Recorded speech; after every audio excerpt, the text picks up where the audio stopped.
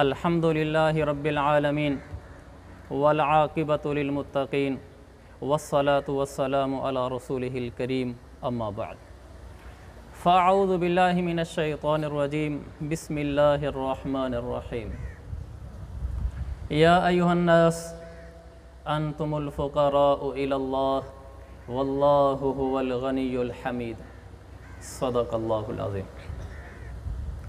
وقال رسول اللہ صلی اللہ علیہ وسلم لا يؤمن احدکم حتی اکون احب الیہ من والدہ وولدہ والناس اجمعین، رواہ البخاری فی الصحیح۔ وجاء رجل الى النبی صلی اللہ علیہ وسلم فقال یا رسول اللہ متی الساعة؟ قال النبی علیہ السلام ما اعددت لها؟ قال یا رسول اللہ ما اعددت لها من كثير صلاة ولا صيام ولا صدقة ولكني احب الله ورسوله۔ فقال النبي صلى الله عليه وسلم انت مع من احببت، او كما قال النبي صلى الله عليه وسلم، رواه البخاری في الصحیح۔ میرے محترم بزرگوں اور دوستوں، میرے قریب اس وقت مولانا صاحب تشریف فرمائے ہیں اور ہمارے یہ محترم نعت خوان ہیں۔ انہوں نے آپ کے سامنے اسلام کا تعارف کرایا، عقائد کا تعارف کرایا۔ یہ لوگ امت کے محسن ہیں جو امت کو دین بتاتے ہیں اور ان کو شریعت سمجھاتے ہیں۔ یہ قابل قدر لوگ ہیں، قابل احترام لوگ ہیں۔ میں بھی انہی کا ایک ادنا بھائی ہوں جو اللہ تعالیٰ اپنی توفیق سے مجھے بولنے کی توفیق مرحمت فرمائے گا، وہ میں عرض کروں گا۔ سب سے پہلی بات یہ ہے کہ ہم لوگ مسلمان ہیں، اور یہ ایسی بنیادی بات ہے کہ اس کی قیمت سونا، چاندی، ہیرے، جواہرات کچھ بھی نہیں دے سکتے۔ یہ سب سے اعلیٰ دولت ہے۔ من کان آخر کلامی لا الہ الا اللہ دخل الجنہ، جس کی موت کلمے پہ ہو گئی، مسلمان ہو کر مر گیا، اس کا ٹھکانہ جنت ہے۔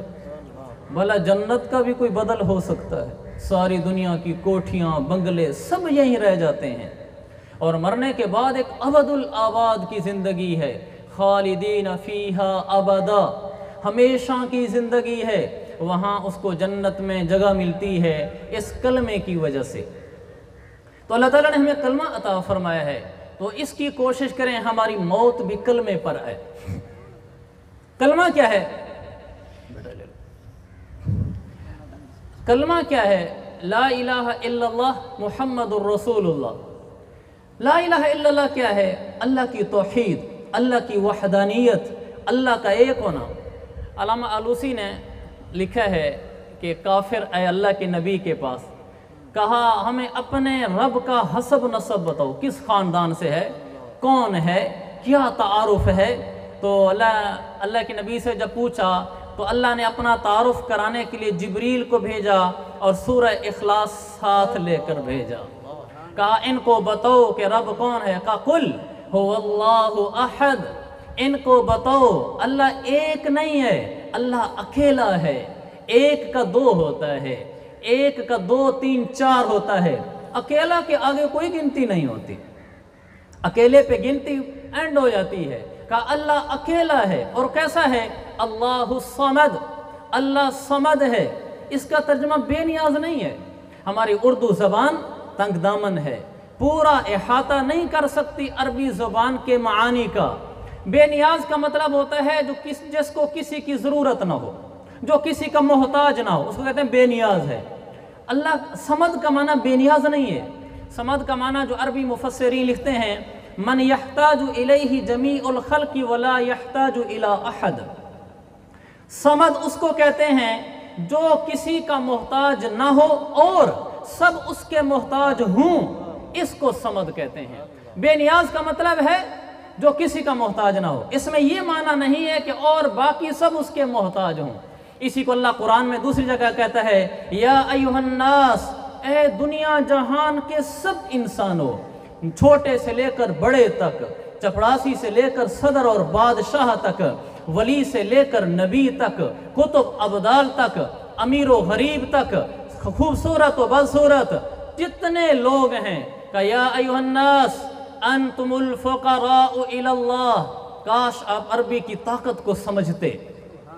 अंतुमुल फुक़राउ इलल्लाह, तुम सब के सब अल्लाह के दर के मोहताज ही हो। अल्लाह तुम में से किसी का मोहताज नहीं और तुम सब अल्लाह के मोहताज हो। और अल्लाह कौन है? वल्लाहु हुवल गनी अल हमीद। अल्लाह वो है जिसको किसी की ज़रूरत नहीं, हत्ता कि उसको इसकी भी ज़रूरत नहीं कि कोई उसकी तारीफ़ करे, वो इससे भी पाक है। इसलिए अल्लाह ताला फरमाता है, ए मेरे बंदो, लौ अन्ना अव्वलकुम व आखिरकुम व इंसकुम व जिन्नकुम, ए लोगो अगर तुम्हारे पहले और बाद में आने वाले, तुम्हारे इंसान और जिन्नात, तुम्हारे नेक और गुनाहगार सब ऐसे हो जाएं। कैसे? कानू अला अत्का कल्बी रजुलिन वाहिदिन मिनकुम, कायनात की सबसे अजीम नेक तरीन हस्ती के बराबर सब हो जाएं। अल्लाह फरमाता है, मुझे तुम्हारी कोई ज़रूरत नहीं। मा ज़ादा ज़ालिका फ़ी मुल्की शैया, तुम सब के नेक बन जाने से मेरी शान में कोई इजाफा नहीं होता। फिर फरमाया, लौ अन्ना अव्वलकुम व आखिरकुम व इंसकुम व जिन्नकुम व रतबकुम व याबिसकुम, जिसका मतलब ये कि तुम्हारे सारे अगले पिछले जिन इंसान, मर्द औरत, अरब अजम, सब के सब कानू अला अफजरी कल्बी रजुलिन वाहिदिन मिनकुम, दुनिया के सबसे गंदे इंसान की तरह बदकार इंसान हो जाएं। फरमाया, मा नक़सा मिन मुल्की शैया, मेरी शान में ज़रा बराबर कमी नहीं आती। मैं तुम्हारी तारीफ़ों का मोहताज नहीं, तुम्हारी इबादतों का मोहताज नहीं, और तुम्हारी मेरे खिलाफ बात करना मेरे ऊपर असर नहीं करती। मैं अल्लाहु समद, मुझे किसी की ज़रूरत नहीं है। लम यलिद व लम यूलद, इंसान कितना ही बड़ा क्यों ना बन जाए, बाल बच्चों के आगे मजबूर होता है।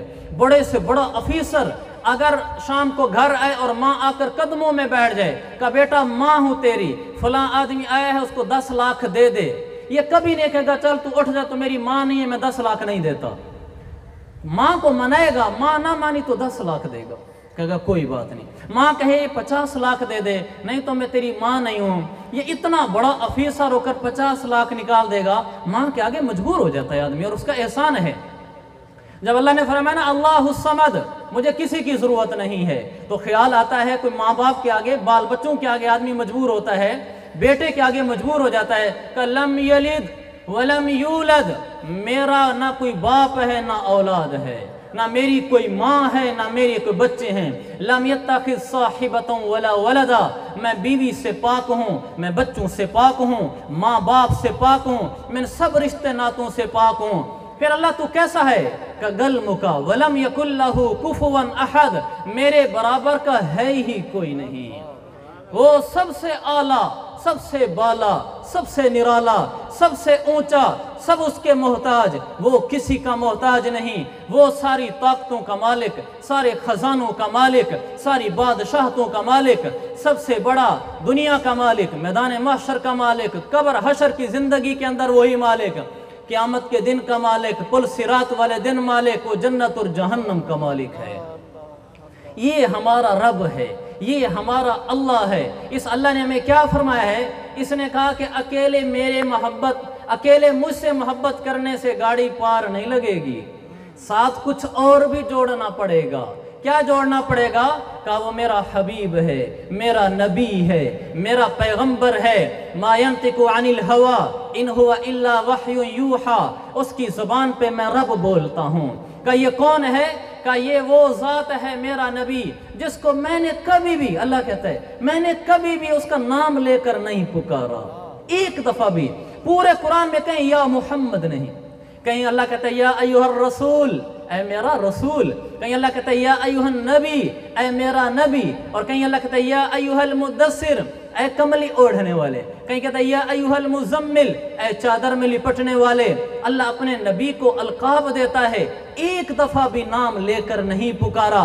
का ये मेरा नबी है, सब गुनाहों से पाक है, ये मेरे यहाँ बख्शी बख्शाई हस्तियों में है। और ये कौन है? का ये वो हस्ती है जिसको अल्लाह ताला फरमाता है मेरा नबी, मैं इतना दूंगा कि तू राजी हो जाएगा, तू खुश हो जाएगा।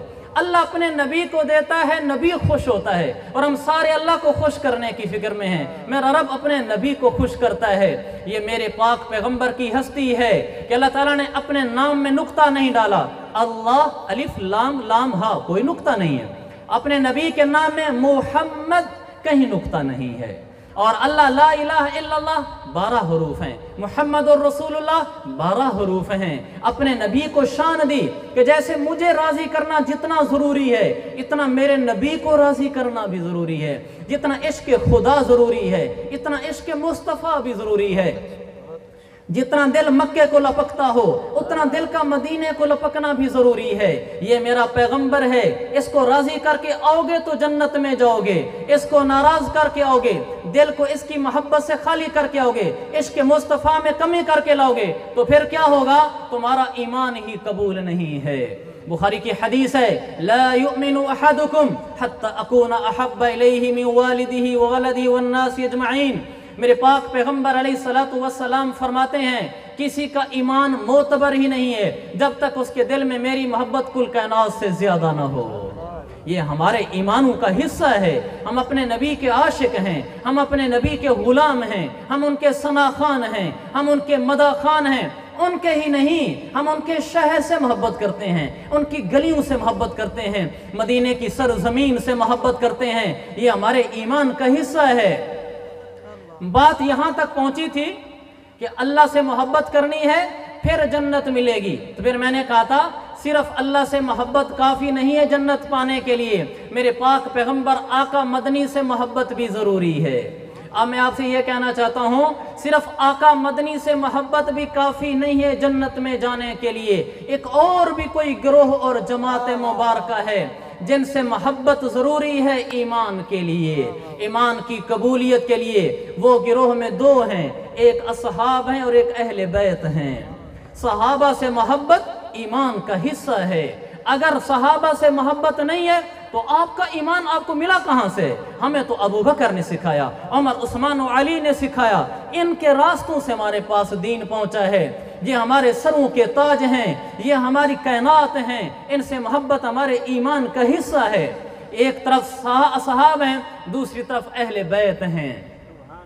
اہل بیت سے محبت نہیں ہوگی جنت میں نہیں جا سکتے۔ میں آپ کو حدیث سناتا ہوں انشاءاللہ، میں آپ کو اس پورے بیان میں ایک حدیث بھی ایسی نہیں سناؤں گا جس کا حوالہ مجھے معلوم نہ ہو۔ دوسری بات علماء جانتے ہیں جو حدیث مقبول نہ ہو، میں آپ کو کوئی ایسی حدیث نہیں سناؤں گا جو علماء کی زبان میں حدیث شدید، ضعیف یا اور بہت کچھ کہلاتی ہے، شاذ ہے، معلل ہے۔ میں آپ کو ہر ایسی بات سناؤں گا جو قرآن و حدیث میں علماء کے ہاں معتبر ہے۔ تو میں آپ کو حدیث سناتا ہوں، مستدرک حاکم میں لکھا ہے۔ اس سے پہلے اور سناتا ہوں، ترمذی کی روایت ہے، حضرت عباس اہل بیت میں سے ہیں، میرے پاک پیغمبر کے چچا ہیں۔ حضور پاک صلی اللہ علیہ وسلم کے پاس آئے، دل چہرہ اداس سا تھا، دل دکھی سا تھا، کہ یا رسول اللہ، میں گیا کچھ قریش کے لوگوں کے پاس، وہ بات چیت کر رہے تھے، جب میں ان کے قریب گیا تو مجھے دیکھ کر چپ ہو گئے، یعنی وہ یہ اپنا نہیں سمجھا۔ تو میرے پاک پیغمبر، ترمذی کی روایت، اللہ کے نبی صلی اللہ علیہ وسلم احمر وجہہ، آپ کے چہرے کا رنگ سرخ ہو گیا کہ میرے اہل بیت اور ان کو دیکھ کر باتیں ختم کر دیتے ہو اور ان سے چھپاتے ہو باتیں۔ میرے پیغمبر غصے میں آ گئے اپنے اہل بیت کی شان بیان کرنے کے لیے۔ آپ نے فرمایا سنو، واللہ، اللہ کے پیغمبر فرماتے ہیں مجھے رب ذوالجلال کی قسم، لا يدخل الایمان قلب رجل حتی یحبہم للہ ولقرابتہ منی۔ تم میں سے کسی آدمی کے دل میں ایمان اس وقت تک داخل ہی نہیں ہو سکتا جب تک اس کے دل میں اہل بیت کی محبت نہ ہو۔ جب تک محبت نہیں ہوگی اہل بیت سے، اس وقت تک ایمان داخل ہی نہیں ہوتا۔ اہل بیت کون ہے؟ اہل بیت کا ترجمہ ہے گھر والے، اہل کا معنی والے، بیت کا معنی گھر، گھر والے۔ گھر والوں میں آپ کی بیویاں ہیں جو گھر والیاں ہیں، حضرت عائشہ صدیقہ کائنات ہیں، حضرت خدیجہ ہیں، حضرت حفصہ ہیں، حضرت سودا ہیں، ماشاءاللہ آپ کی 11 ازواج مطہرات ہیں، یہ آپ کی اہل بیت میں ہیں۔ اور اہل بیت کون ہوتا ہے؟ اولاد اہل بیت ہوتی ہے۔ آپ کی بیٹیاں ہیں، یہ زینب ہے، رقیہ ہے، ام کلثوم ہے، فاطمہ ہے رضی اللہ عنہن، یہ آپ کی اہل بیت ہیں۔ आपके बेटे हैं, 3 बेटे थे, बचपन में ही फौत हो गए। सबसे बड़ा बेटा इब्राहिम था, 18 महीने की उम्र में इंतकाल कर गया। कोई बेटा आपका 1.5 साल से बड़ा नहीं हुआ। उन 3 के नाम, एक इब्राहिम है जो सबसे बड़ा है और सबसे आखिर में पैदा हुआ है, और एक कासिम है जो सबसे पहले पैदा हुआ है, मक्का में पैदा हुआ है, और तीसरा अब्दुल्ला है जिसको तय्यब भी कहते हैं, ताहिर भी कहते हैं। मेरे पाक पैगंबर की औलाद आपको बता रहा हूँ। ये आपके 3 बेटे हैं और 4 बेटियां हैं। कैसे दुख की बात है। हमारे कितने मुसलमान ऐसे होते हैं जिनको ये पता है कि जरदारी साहब के इतने बेटे और बेटियां हैं, नवाज शरीफ के इतने बेटे और बेटियां और ये नाम है, उनको ये नहीं पता मेरे पाक पैगंबर के कितने बेटे और बेटियां हैं। हम कितना इस्लाम से दूर हो गए, अल्लाह रसूल से दूर हो गए, अपने नबी से ही दूर हो गए। हमें उनकी आल का ही ना पता चल सका वो कौन है। फिर आपकी आल में आपकी जो 3 साहबजादियाँ थीं वो आपकी ज़िंदगी में ही इंतकाल कर गईं। आपकी ख़ास शान वाली साहबजादी सैयदा फातिमा ज़हरा रज़ियल्लाहु अन्हा, सैयदतु निसाई अहल जन्ना, जन्नत की नौजवानों की, जन्नत की ख़वातीन की सरद, सैयदतु निसाई जन्ना, जन्नत की ख़वातीन की सरदार हैं। और उनके बेटे हसन और हुसैन सैयदा शबाब अहल जन्ना, जन्नत के नौजवानों के सरदार हैं। ये हज़रत फ़ातिमा रज़ियल्लाहु अन्हा से फिर आगे जो औलाद पैदा होती है उनमें 3 बेटे हैं। सबसे बड़े बेटे हसन, दूसरे बेटे हुसैन और तीसरे मुहस्सिन। ये लफ्ज़ मुहसिन नहीं है, मुहस्सिन। आप जब हज़रत हसन पैदा हुए, आप सल्लल्लाहु अलैहि वसल्लम घर तशरीफ़ लाए हज़रत अली के पास। कहा अली क्या नाम रखा है? कहा मैं, हज़रत अली शेर खुदा थे ना, हैदर इकरार थे, बड़े बहादुर थे। इनकी बहादुरी का वाक़या सुनाता हूँ। ग़ज़वा खंदक हो रही थी, काफिर था अब्द इब्न वुद, अम्र इब्न वुद भी लिखा है।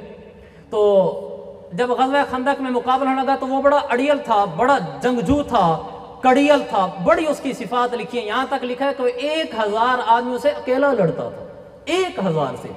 मुसलमान परली तरफ हैं, ये इस तरफ हैं। तो उसने आकर ना ललकारा, घोड़े को उछाला, ऊपर छलांग लगा गए। फिर नीचे जो घोड़े के पांव गिरे तो ललकारा, कहा हल मिन मुबारिस, कौन है तुम मुसलमानों में से मेरे मुकाबला करने वाला?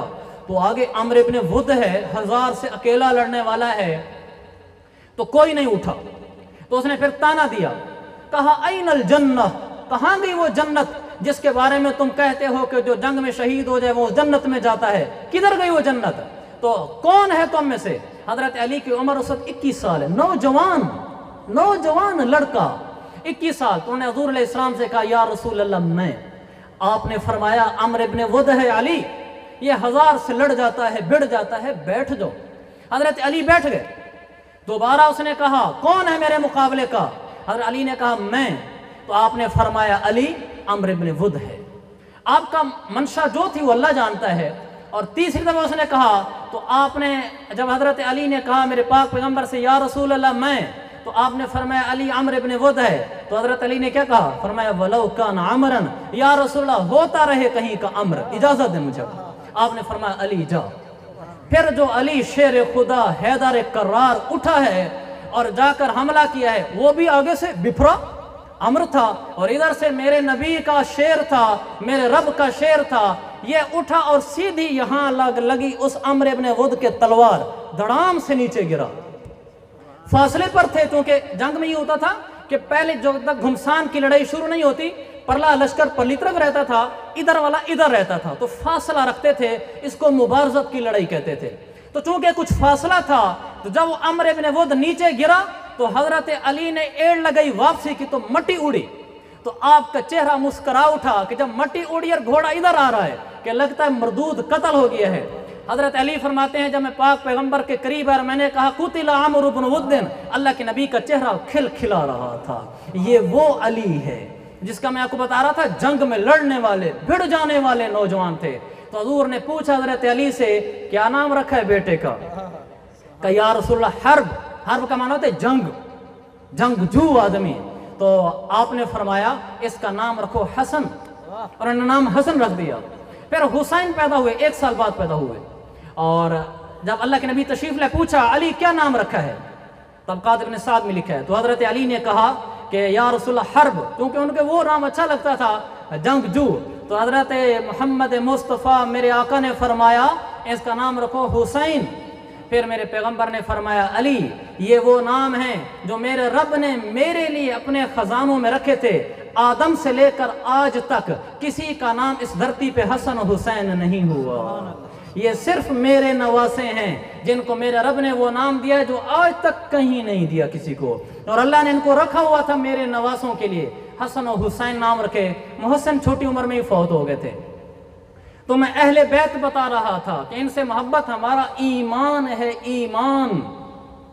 دوسری حدیث اہل بیت سے محبت کی، اللہ کے نبی نے فرمایا، مستدرک حاکم کی حدیث صحیح ہے، آپ نے فرمایا اگر کوئی آدمی حجر اسود اور مقام ابراہیم کے سامنے کھڑا ہو کر نمازیں پڑھے، وصامہ اور روزے رکھے، لیکن اہل بیت سے محبت نہ کرے، میرے پاک پیغمبر نے فرمایا دخل النار، جہنم رسید ہوگا، اس کو بیت اللہ کی نمازیں نہیں بچا سکیں گی، اس کو دن کے روزے راتوں کی عبادتیں نہیں بچا سکیں گی اگر دل آل رسول کی محبت سے خالی ہے۔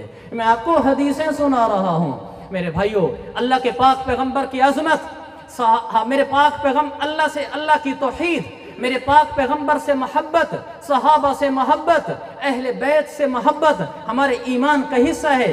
تم آپ کے اہل بیت بتا رہا تھا، آپ کی ازواج مطہرات آپ کی اہل بیت ہیں، آپ کی بیٹیاں آپ کے اہل بیت ہیں، آپ کے گھر کے لوگ ہیں، آپ کے چچا آپ کے اہل بیت ہیں جو مسلمان ہو گئے، اور آپ کے بیٹے، پھر آپ کی بیٹیوں میں جو نسل چلی ہے وہ صرف اور صرف سیدۃ فاطمۃ النساء کی نسل سے آگے نسل چلی ہے، اس کے علاوہ کہیں سے میرے پاک پیغمبر کی نسل نہیں چلی، اس لیے آپ نے فرمایا حسن و حسین کا باپ میں ہوں، یعنی یہ ان کا نسب میرے سے چلے گا۔ بعض لوگ اعتراض کرتے ہیں حسن و حسین تو علی کی اولاد تھے، میرے پاک پیغمبر کی اولاد تو نہیں تھے، لہذا ان کو آل رسول کیوں کہا جاتا ہے، ان کو بیٹا رسول کیوں کہا جاتا ہے، تاریخ میں لکھا ہے۔ اس کا جواب یہ ہے، میرے پیغمبر نے خود فرمایا تھا کہ حسن و حسین کے لیے میں باپ ہوں، کہ ان کی جو نسل چلے گی وہ میری نسل چلے گی۔ اب حسن سے نسل چلی ہے، سیدنا حسن رضی اللہ عنہ، میرے ماں باپ ان پہ قربان ہوں، ان سے محبت کرنا ایمان ہے۔ اللہ کے نبی نے فرمایا اللہم انی احبہما فاحب من یحبہما، اللہ مجھے حسن سے محبت ہے، مجھے حسین سے محبت ہے، اور جو ان سے محبت کرے تو اس سے محبت فرما۔ میرا بیٹا پیدا ہوا پہلا، میرا نام کے آخر میں جیلانی آتا ہے، تو میں نے اس کا نام رکھا محمد زکوان جیلانی۔ میرا دوسرا بیٹا پیدا ہوا، اس کا نام میں نے رکھا محمد رومان جیلانی، مسئلہ آیا ہوا ہے۔ تو مجھے کچھ دن بعد میں اہل بیت کی سیرت پڑھ رہا تھا، تو حدیث کار پہلے بھی ہم نے پڑھی تھی، تو یہ حدیث میں نے پڑھی کہ اللہ جو ان سے محبت کر تو ان سے محبت کر، تو میں نے بیٹوں کے نام بدل دیے، تو میں نے اپنا نام ہٹا کر زکوان جیلانی کی بجائے زکوان حسن کر دیا، میں نے رومان جیلانی سے جیلانی کو دھکا دے کر رومان حسین کر دیا۔ میرے بھائیوں، حسن و حسین سے محبت ہمارا ایمان ہے، پھر ان کی آگے نسل مبارک سے محبت ہمارا ایمان ہے۔ حضرت امام حسن سے پیدا ہوئے حسن مصنع، وہ ان کی ایک سیرت ہے، پوری کتاب ہے گلدستہ اہل بیت، ان میں ان کی سب کی سیرت لکھی ہوئی ہے، اور ان کے آگے پھر اولاد پیدا ہوئی، یہ ایک سلسلہ ہے جو ہمارے امام ہیں، امام حسن ہمارے امام ہیں، ان کی اولاد بھی ہماری امام ہے۔ دوسری طرف امام حسین ہیں جن سے نسل زیادہ چلی ہے، امام حسین رضی اللہ عنہ کے بیٹے جو مشہور ہوئے، بڑے ہوئے، باقی تو شہید ہو گئے تھے کربلا میں، 4 بیٹے تھے آپ کے امام حسین رضی اللہ عنہ کے، ان میں جو امام زین العابدین ہیں یہ زندہ رہ گئے تھے، ان کو علی اصغر کہا جاتا تھا، علی نام تھا، علی 2 بیٹے تھے حضرت امام حسین کے، ایک بڑے تھے ان کو کہتے تھے علی اکبر، بڑا علی، نام علی اکبر نہیں تھا، نام علی ہی تھا، لیکن دونوں کا نام جو علی ہے اب فرق کیسے ہوگا، تو بڑے کو کہتے تھے علی اکبر، چھوٹے کو کہتے تھے علی اصغر، اصغر کا معنی چھوٹا۔ تو امام زین العابدین کی عمر میدان کربلا میں، بچے نہیں تھے یہ یاد رکھو، میدان کربلا میں امام زین العابدین کی عمر 21 سال تھی جو محققین نے لکھی ہے، لیکن یہ بیمار تھے، سخت بخار تھا، وقت بدوقت بہت کچھ کہنے کو دل کرتا ہے۔ شمر نے ارادہ بھی کیا، اللہ یہ شمر بھی نہیں ہوتا، شمر ہوتا ہے، شمر نے ارادہ کیا کہ آگے بڑھیں، تو اس کو کسی نے آرد لے کہ بدبخت بیماروں پر حملہ کرتا ہے، تیری مردانگی ہے یہ، تو وہ پیچھے ہٹ گیا، تو امام زین العابدین کو اس نے کچھ نہ کہا، تو امام زین العابدین وہاں سے مدینہ تشریف لے آئے، ساری زندگی مدینہ میں گزاری۔ تو یہ امام حسین کے پہلے بیٹے ہیں امام زین العابدین، جن سے آگے نسل چلتی ہے، یہ ہمارے امام ہیں۔ امام زین العابدین کے آگے بیٹے ہیں امام باقر، یہ ہمارے امام ہیں۔ باقر کیوں کہتے ہیں؟ ان کا نام باقر نہیں تھا، باقر اس لیے کہتے ہیں، باقر کا معنی ہوتا ہے کسی چیز کو پھاڑ کر چشمے نکال دینے والا۔ یہ اتنے بڑے درجے کے محدث، فقیہ اور عالم تھے کہ جس مسئلے پہ بات کرتے تھے تو علم کے چشمے بہا دیتے تھے، تو علماء نے ان کو کہا کہ یہ باقر ہے۔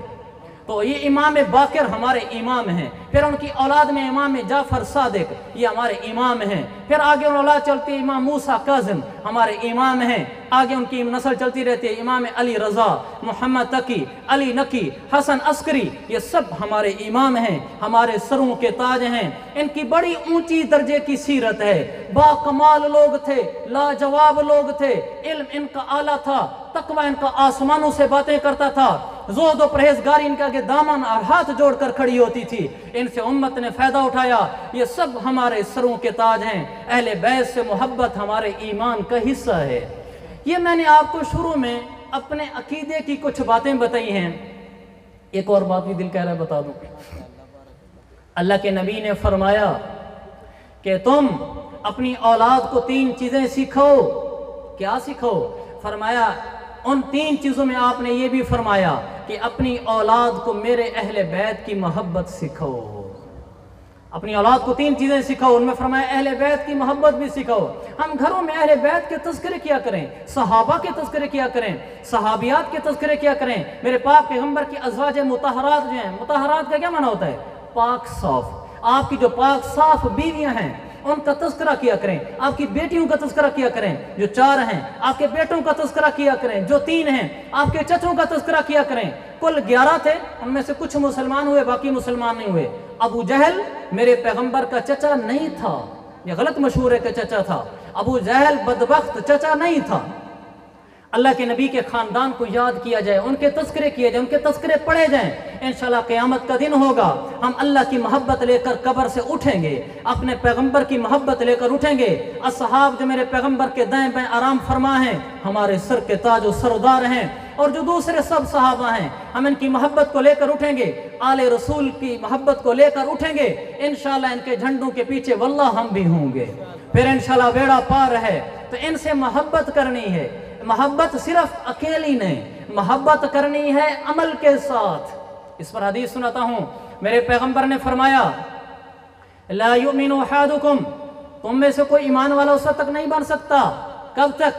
حتی یکون ہواہ تبعا لما جئت بہ، جب تک میرے دین کے اپنے آپ کو تابع نہ کر لے۔ ہم نے اللہ کے دین کی اطاعت کرنی ہے، اللہ کے رسول کے دین کی اطاعت کرنی ہے، پاک پیغمبر کی راہ پہ چلنا ہے۔ غلامی رسول میں نجات دارین ہے۔ دنیا کی کامیابی شریعت پر چلنے میں ہے، دنیا کی کامیابی شریعت کو سینے سے لگانے میں ہے، آخرت کی کامیابی شریعت کو سینے سے لگانے میں ہے۔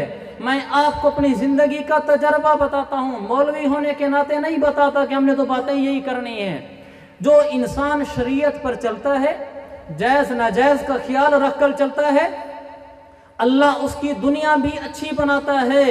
مجھے اس منبر کا واسطہ اگر میں جھوٹ بولوں، جو آدمی دین پر چلتا ہے اللہ اس کی دنیا اچھی بناتا ہے، دل کا سکون عطا فرماتا ہے، خوشحال زندگی عطا فرماتا ہے۔ میں یہ نہیں کہتا کہ گھر میں کوٹھیاں بن جاتی ہیں، میں یہ کہتا ہوں اس کو دل کا سکون دیتا ہے، اس کو اطمینان دیتا ہے، اس کو ایسی بادشاہت عطا فرماتا ہے جس بادشاہت کا لوگوں نے تصور تک بھی نہیں کیا۔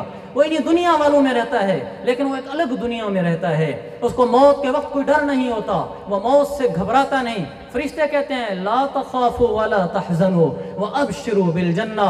موت کا وقت آتا ہے، قرآن ہے، فرشتے آ کر کہتے ہیں اس کو اللہ کا بندہ تو نے شریعت پر عمل کیا تھا، لا تخافوا ولا تحزنوا۔ ان کا مطلب یہ ہے آگے جو منظر آ رہے ہیں قبر حشر، اس سے نہ ڈرنا، اللہ نے ہمیں پیغام دے کر بھیجا ہے، بے خوف ہو جا۔ پیچھے گھر والوں کو چھوڑ کر آ رہا ہے کہ وہاں کیا ہوگا، میں جا رہا ہوں، اللہ فرما رہا ہے ان کا میں ذمہ دار ہوں، غم نہ کر، آگے چل، ابشروا بالجنہ، جنت میں نے تیرے لیے تیار کر رکھی ہے، مبارک ہو۔ دین پہ چلنے والوں کی اللہ دنیا اچھی بناتا ہے، اللہ ان کی آخرت اچھی بناتا ہے۔ ہمیں شریعت کو سینے سے لگانا ہے۔ شریعت کیا ہے؟ شریعت 2 چیزوں کا مجموعہ ہے، عبادات اور معاملات۔ ہمارے ہاں کم قسمتی سے یہ سمجھا جانے لگا ہے کہ عبادات ہی دین ہے، یہی دینداری ہے۔ ہمارے ہاں جو داڑھی مبارک رکھ لے، नमाज पढ़ ले, रोज़ा रख ले, तिलावत शुरू कर ले, और अगर हज कर ले और तहज्जुद पढ़ ले, फिर तो माशाल्लाह उससे तो उसके बराबर तो कोई वली नहीं होता। याद रखो, ये दीन का 40% हिस्सा है। 10 हिस्सों में से 10 आने समझ लो, उसमें से 4 आने अमल किया, 6 आने दीन को हाथ ही नहीं लगाया इसने। 6 आने दीन है, 10 अगर 10 हिस्से करो तो 6 हिस्से दीन है। मुआशरत, मुआशरत का क्या मतलब? लोगों के साथ रहन सहन, मामलात, बोल चाल, जुबान के बोल, लोगों के साथ उठक बैठक, ये कैसी है इसकी? नमाज, रोज़ा, तिलावत, हज, ज़कात, उम्रे, तहज्जुद, ज़िक्र, अज़कार, ये 10 में से 4 हिस्से हैं। 6 हिस्से दूसरा दीन है, ये 4 हिस्से भी हमने करना है, इसको नहीं छोड़ना। लेकिन ये कामिल दीन नहीं है, ये नामुकम्मल दीन है। मुकम्मल दीन है वो 6 हिस्से भी अपनाओ, उस 6 हिस्सों में मुआशरत है। मैं इस सारी बातें तो आपको नहीं बता सकता क्योंकि टाइम इतना है। इबादत तो आप सुनते रहते हैं माशाल्लाह कि नमाज कितनी अहम है, रोज़ा कितना अहम है, ज़कात, हज वगैरह। एक बात अर्ज़ करता हूँ, अलबत्ता इसमें से जो मेरे ज़हन में आई कि तुम लोग यहाँ बैठे हो, ज़मीनें होंगी, तो जिसकी जितनी ज़मीन हो अपनी ज़मीन की पैदावार में से उशर दिया करे, ये लाजिम है।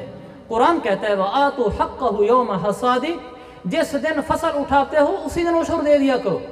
नहीं दे सके तो फिर जितना जल्दी करो उतारो, अपनी फसलों का उशर दिया करो। भला तुम्हारी आधा एकड़ ज़मीन है, 1 बीघा ज़मीन है, जितनी ज़मीन है उसमें से जितनी पैदावार है, मज़ीद तफसीली मसाइल बाद में उलमा से पूछ लेना, लेकिन उशर दिया करो।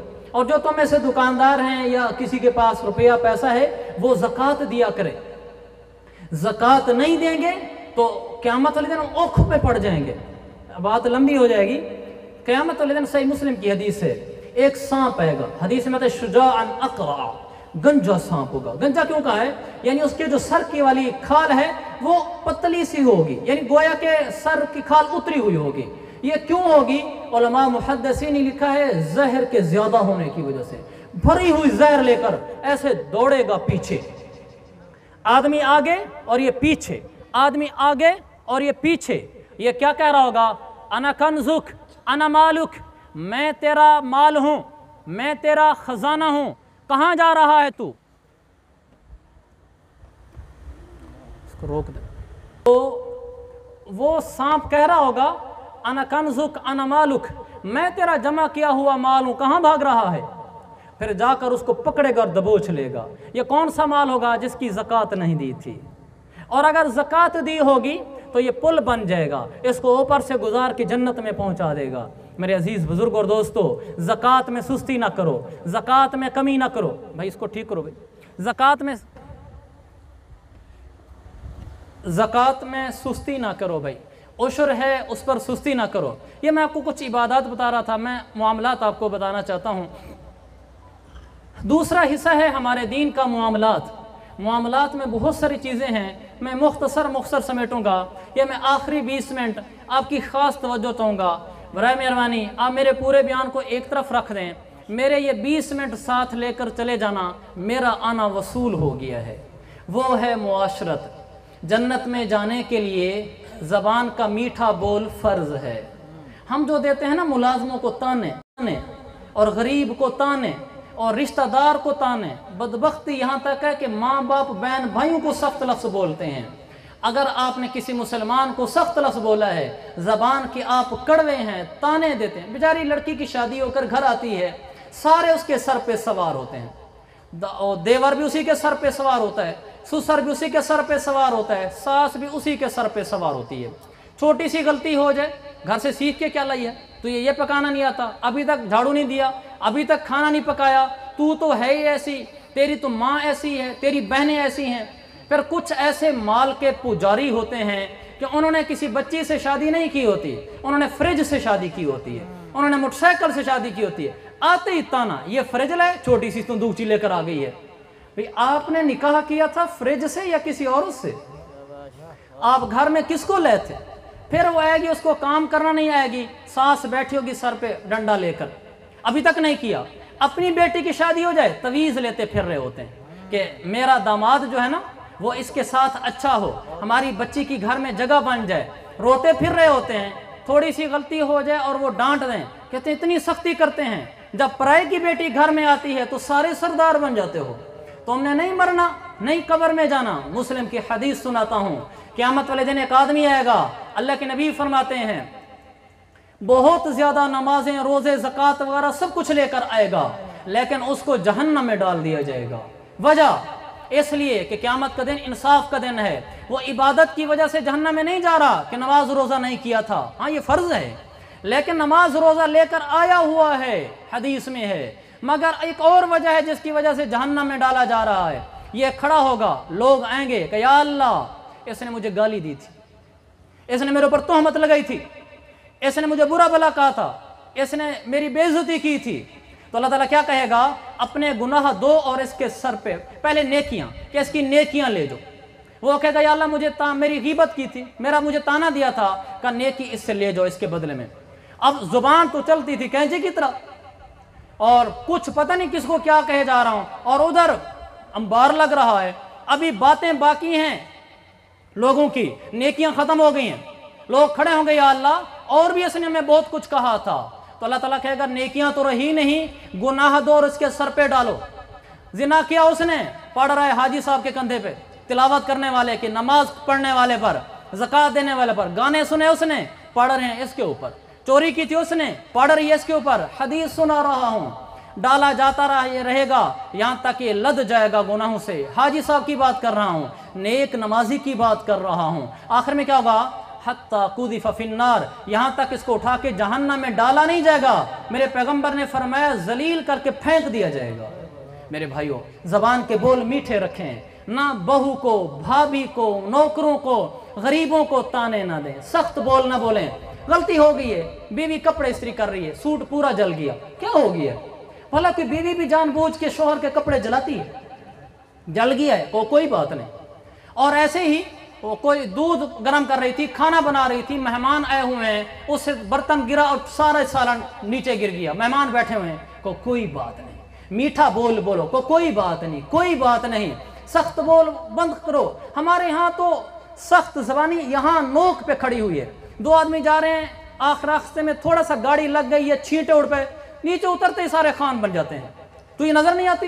بھائی کسی کو یوں بھی کہہ دیتے اچھا بھائی کوئی بات نہیں، کوئی پانی کا چھڑکاؤ کر رہا ہے، آپ پر پانی آ گیا تو یہ کپڑے نظر نہیں آئے میرے، بھائی کوئی بات نہیں، اگر اس نے کون سے جان بوجھ کے کیے ہیں؟ لوگ تو جان بوجھ کے قتل بھی معاف کر دیتے تھے، ہم سے ایک تانا بھی لوگوں کا معاف نہیں ہوتا۔ احنف بن قیس صحابی ہیں، بیٹھے ہوئے تھے ایسے بیٹھے ہوئے، تو مسجد میں بیٹھے تھے، کچھ لوگ آئے اور ان کے بیٹے کی لاش لائے اور کہا یہ بیٹا ہے اور یہ اس آدمی نے قتل کیا، یہ دیکھو ایسے ہاتھ باندھ کے بیٹھے ہوئے تھے، بیٹے کا قاتل ساتھ پکڑا ہوا ہے، ہاتھ نہیں چھوڑے، ہاتھ باندھے کہا جاؤ میں نے معاف کیا ہے یہ ایمان؟ ہمارے ہاں تو کچھ کہہ دیں مجھے ماں کی گالی دی ہے اور مجھے ایسے کہا ہے، اس کی ایسی تیسی، مریں گے یا ماریں گے؟ بے وقوفی ہے بھائی، گالی اس نے دی ہے ماں کی، اس کی زبان خراب ہوئی ہے، وہ قبر میں بھگتے گا، تم چپ کر جو جنت میں جاؤ گے، وہ گالی دیتا ہے یہ بغل میں چھرا چھپائے پھر رہا ہوتا ہے، اس کو مار کے یہ جیل میں پڑا ہوتا ہے، یہ جہنم میں پڑا ہوتا ہے مار کے۔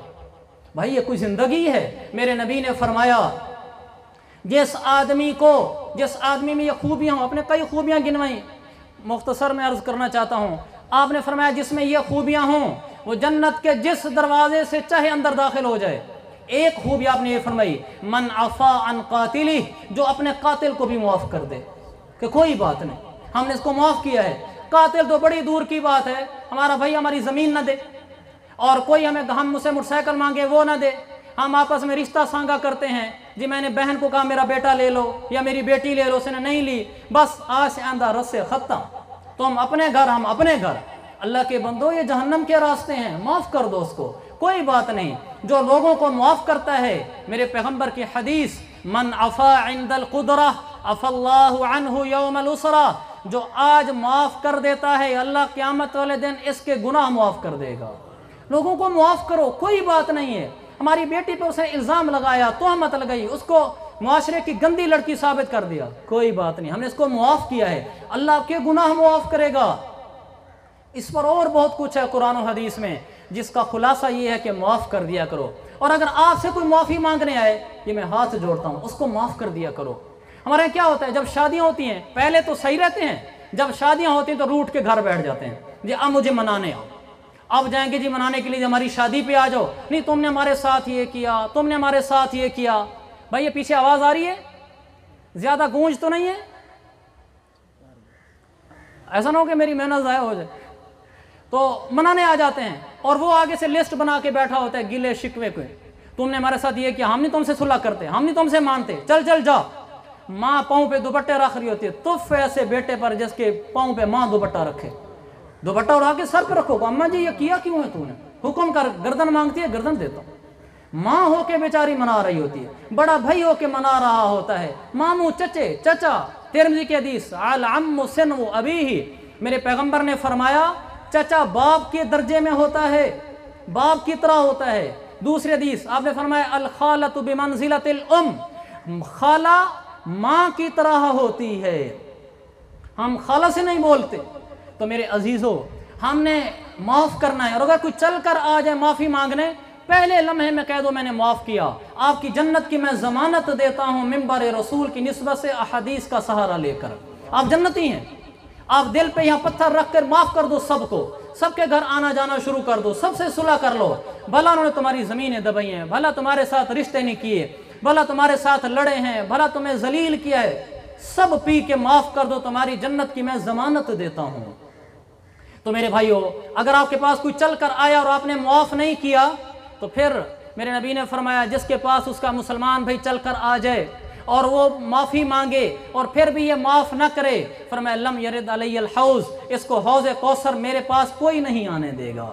फरिश्ते पीछे रोक देंगे कि तेरा मोहम्मद मुस्तफ़ा से क्या ताल्लुक़ है, तो इससे तेरा भाई माफ़ी मांगने आया, सुलह करने आया और तुमने सुलह नहीं की। तो मेरे भाइयों, एक तो लड़ना नहीं किसी से, रिश्तेदारों से सुलह रखो, वसीलुल अरहम तदखुलुल जन्नत बि सलाम, रिश्तेदारियाँ जोड़ के रखो, अल्लाह तुम्हें आराम से जन्नत में पहुँचाएगा। तुम्हारे साथ जो रिश्तेदार रूठता है रूठ जाए, यह उसका मसला है, तुम किसी से ना रूठो। तुम्हारा किसी की शादी खुशी पे आना जाना बंद ना हो, किसी के साथ तुम्हारी अनबन ना हो, को जी हम सब से राज़ी हैं। है बड़ा औखा सबक है जो आपको बता रहा हूँ, लेकिन जन्नत की ज़मानतें भी दे रहा हूँ। तदखुलुल जन्नत बि सलाम, हदीस सुना रहा हूँ, तदखुलुल जन्नत, तुम्हें भी तर्जुमा समझ आ रहा होगा, रिश्तेदारियाँ जोड़ो जन्नत में दाखिल हो जाओगे, बि सलाम, सलामती के साथ, यानी ना कब्र में तकलीफ होगी, ना मौत में तकलीफ होगी, ना हशर में तकलीफ होगी, ना पुल सिरात पे तकलीफ होगी। जो दुनिया में रिश्तेदारी जोड़ने की वजह से तकलीफ़ें उठाई थी, लोग कहते थे काना है, इसके अंदर कोई तमा है, कोई वजह है, हमारे पीछे फिर रहा है, सुलह कर रहा है, और आप दीन के मुंह को सुलह कर रहे हैं। आपने सारा कुछ बर्दाश्त किया, अल्लाह आपको जन्नत अता फरमाएगा। एक और बात, हमारे पास 8 मिनट बाकी हैं, एक और बात, बेटी की पैदाइश को नहूसत न समझो, बेटी की पैदाइश को रहमत समझो। ये हमारे यहाँ गलत है बात कि बेटी रहमत होती है, बेटा नेमत होता है। नहीं मेरे अजीज़ भाइयों, बेटी रहमत होती है, बेटी नेमत भी होती है। बेटा बेटी के मुकाबले में थोड़ी नेमत है, बेटी बड़ी नेमत है। मैं आपको तफसील से 20 हदीसें सुनाता, अगर वक्त इजाज़त देता मैं आपको सिर्फ एक हदीस सुनाता हूँ। पहले एक और रिवायत सुनाता हूँ। मैंने युमनिल मरअती तबकीरुहा बिल उनसा, जिस घर में पहले बच्ची पैदा हो, पहला हमल में बेटी पैदा हो, वहाँ रहमतें और बरकतें उतरती हैं। हमारे यहाँ तो कहते हैं पहली बेटी पैदा हो गई, और अगर 3-4 बेटियाँ पैदा हो जाएं, बदबख्त हैं वो लोग जो बीवी को तलाक दे देते हैं। अल्लाह के बंदो, तुम्हारा दिल करता है बेटा हो, औरत का दिल नहीं करता बेटा हो। फिर बेटी को तुम नहूसत समझते हो कि तुम औरत को तलाक दे रहे हो। चलो तलाक देने वाले तो बहुत कम होते हैं, ताने देते हैं, तेरा ख़ानदान ऐसा है, तू तो है ही ऐसी। और दाइया जो घर में आती है बच्चा जनने के लिए, उसकी कोई खातिर खा खिदमत भी नहीं करते। ये तो बेटी पैदा हुई है, बेटा पैदा हो, वाह जी वाह, मिठाइयाँ बांटी जा रही होती हैं, मैसेजिंग हो रही होती है, क्या कुछ हो रहा होता है। बेटा वो कुछ आपको नहीं दिलाएगा क़यामत वाले दिन, और दुनिया में भी जो आपको बेटी दिलाएगी। मैं तकरीबन 90 से ज़्यादा किताबें पढ़ी, मैं किताब लिख रहा था उसकी वजह से मैंने पढ़ी, कुछ स्पेशल इसके लिए नहीं पढ़ी। 90 से ज़्यादा किताबें पढ़ी ये ढूंढने के लिए कि बेटे की पैदाइश पर क्या मिलता है।